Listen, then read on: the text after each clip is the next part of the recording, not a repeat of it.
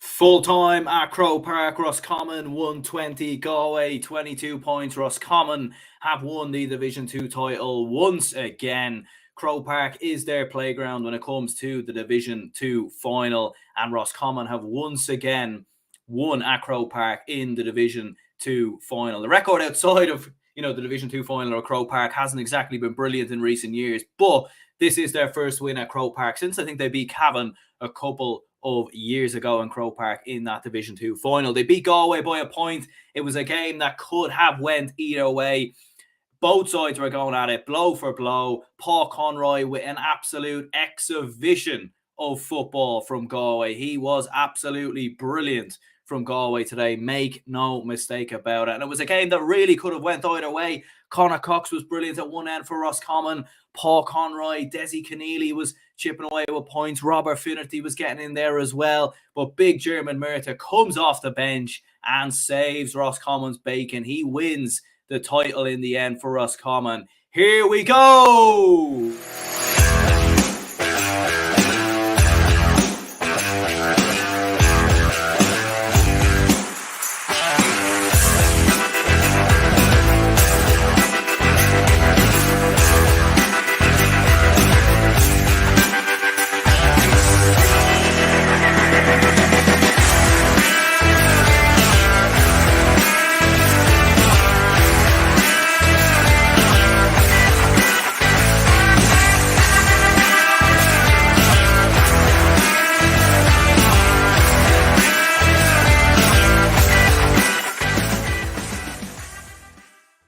As always, as we said there in the intro, Roscommon in the end get the victory over Galway by a single point. It was a very, very close game. Make no mistake about it.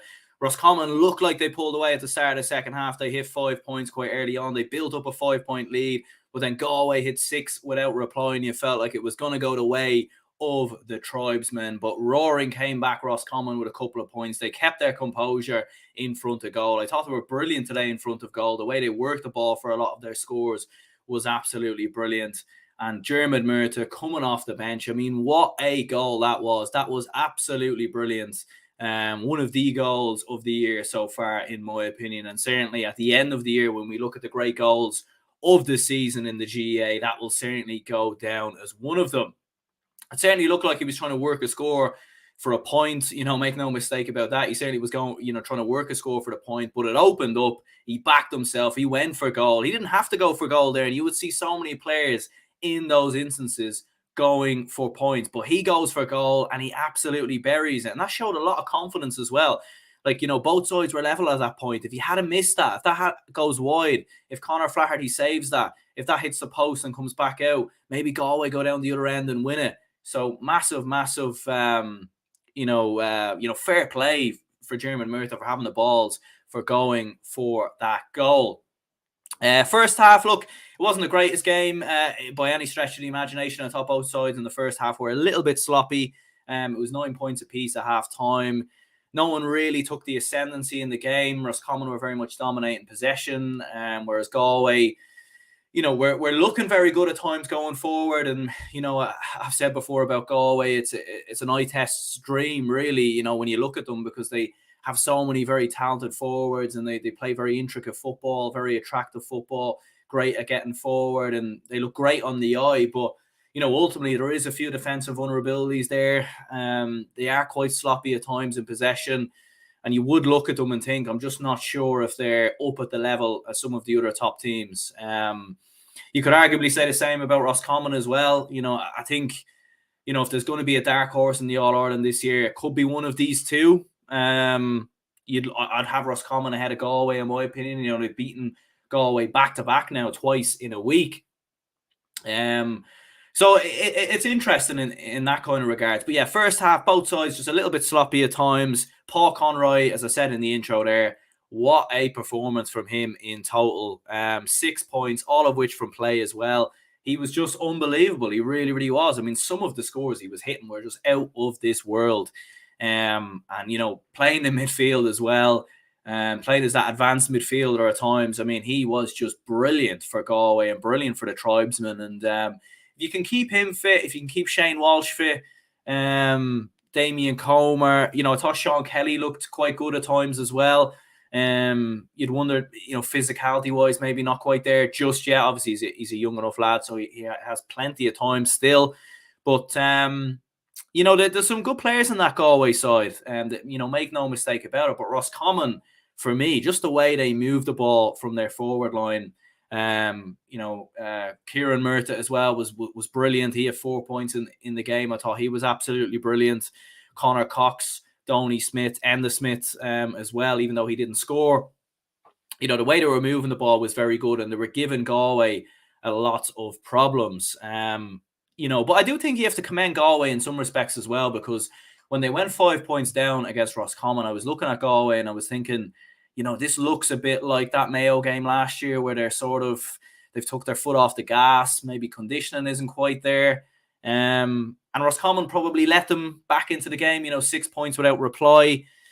But you could arguably say, did Galway get enough from their forward line? Maybe not. Desi Keneally doesn't score until the 57th minute, I think it was there. 57th minute when it was a free. Robert Finnerty's a lot of his points came in the final 10 minutes as well. Damien Comer, although he hit 4 points, I thought was relatively quiet in the game. And obviously, Shane Walsh comes off the bench and scores an absolute wonder score. But that's going into the closing stages, and obviously you don't want to risk Shane Walsh too much in terms of an injury there. But yeah, it was Jeremy Murta who came off the bench with that decisive goal, and what a wonderful, wonderful goal it was in the end. And Galway nearly nicked it at the end as well. They obviously have that late ball that gets floated in there, and I think it was flicked on by Desi Keneally and it went over the bar. And it could have, that could have ended up in the back of the net. It was a long ball that was floated in there. Galway had a couple of half chances, but in the end, Roscommon hold out and get the victory. Dubs fan says, if the GAA can't see that the league is the way forward, I give up. Another cracking game. Yeah, absolutely. And I think the great thing is, and hopefully this year in the championship, I have a feeling this year is going to be a very good championship, just because you have a lot of teams at a very even spectrum, in my opinion. I think the quarterfinals are going to be very competitive this year. Not all of them, but the majority of them. I think qualifiers are going to be very competitive as well. You will get a lot of one-sided games in your provincial championships, make no mistake about that. But I do think, as you said there, I think the league is the way forward. And, I don't know how you combine the league and championship to the point where everyone's happy. I'm not sure what you do. I don't really know. But definitely it's something they need to look into, because I've seen a lot of people as well on Twitter say this game was poor and poor spectacle, all the rest. First half was a little bit slow. Maybe a little bit of shadow boxing with the fact that these two could very well play each other at some point further down the line in possibly a Connacht final, although I don't think Galway will beat Mayo in my opinion, but maybe a qualifier or something like that. Maybe in the qualifiers they end up playing each other or something like that.